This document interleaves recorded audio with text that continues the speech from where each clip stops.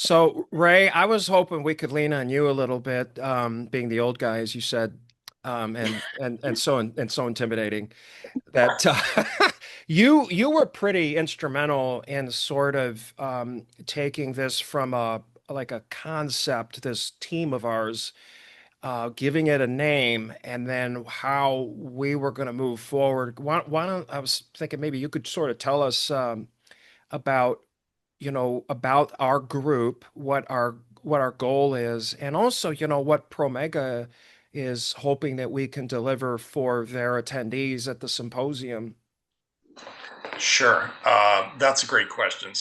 I think it started with, is there a need, right? And I think when we first started talking about it, because you always bounce ideas and when you have sort of a purpose and interest and a capability when it starts to meet a need. And I remember when we had done this really organically for the first few years, and it was always a lot of fun. And we sort of worked our way around from different kind of concepts or pieces of leadership. And at some point, I think it came to a head where do we go from here?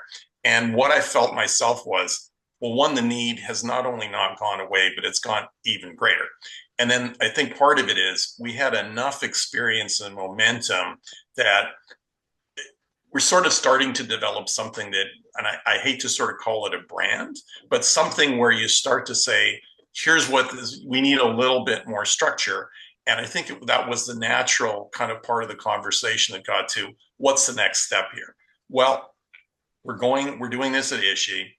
DNA is becoming, not just it is a thing, but it's becoming even a greater thing. It's growing, and now you have new aspects with FIG, and here comes rapid. So it's really becoming even larger. So the need is getting bigger, but because we're always being associated with ISHI, and obviously Promega's, the huge player in that, it just to me was a natural thing. Let's start that conversation, not only between the four of us, but including Promega, to say, let's bring in the resources and really brainstorm and sort of take it to the next level of what we feel this wants to be or where we want it to go.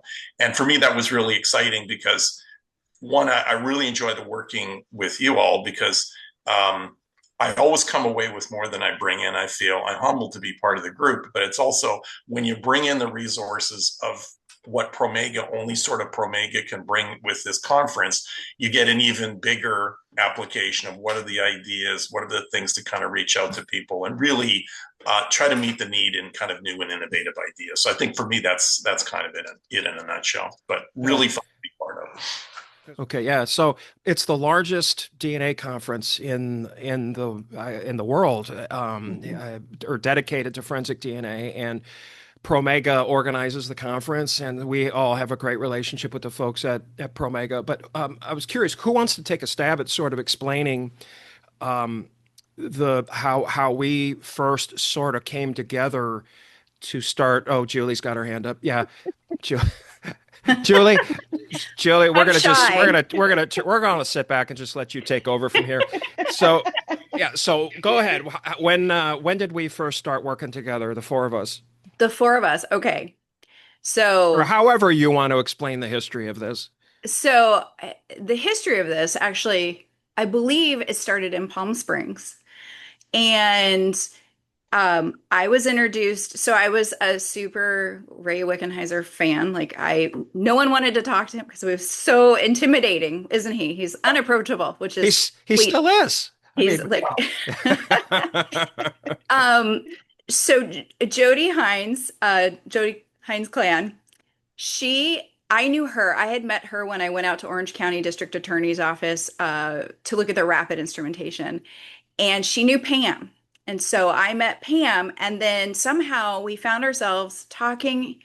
It was either at a showcase or a mhm. workshop or something, and Ray was there, and we kind of started spitballing about the need for leadership training for DNA analysts, for technical leaders, for managers. I had been a manager in a DNA unit for several years at that point. And so we started talking, and a lot of times these conversations they don't really get any traction. Well, I went back. I was like, we're going to do this. We're going to do this.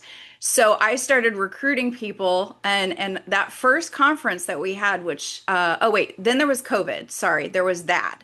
So we had gotten a group together. We had submitted an abstract to present. I forget where it was supposed to be in 2020.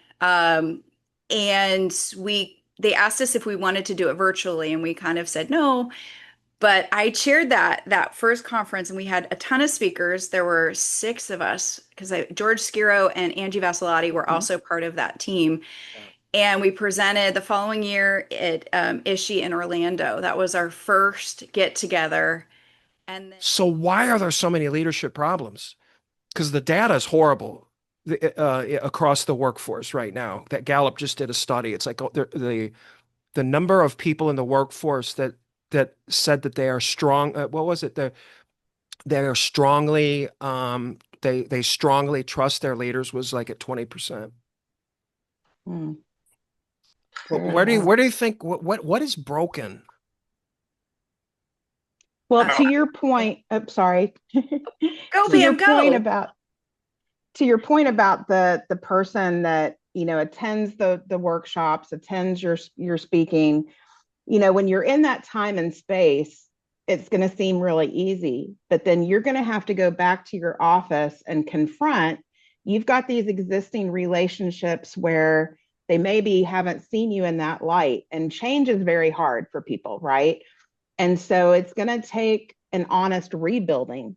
So it might just be an area where there's that pause, right? Yes, I've learned all of these great things. I want to create that change. I want to create that change for the people that are working with me. But then that's going to be hard too, because you're going to have to fix some things that are broken and have some honest conversations that, I haven't been doing this right. I want to repair. I want to have these honest communications with you. And that's what's really hard, is putting all of that into effect with what you've just learned. And I think that that's really hard for people.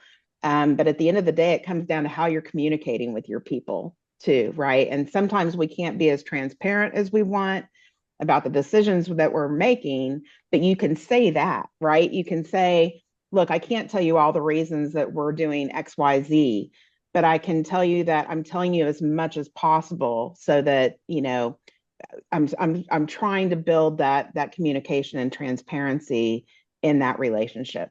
That